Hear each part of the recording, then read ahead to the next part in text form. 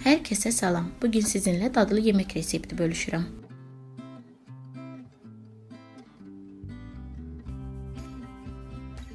Bunun üçün 4 ədəd orta boy kartofu bu şəkildə doğrayıram.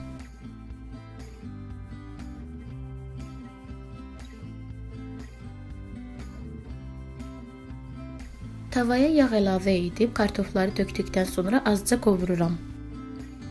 Yarım çay qaşığı duz əlavə edib qarışdırıram.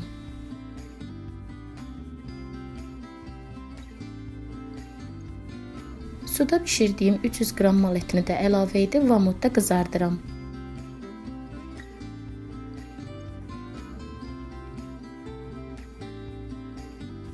Tez hazırlanan dadlı yemək reseptidir.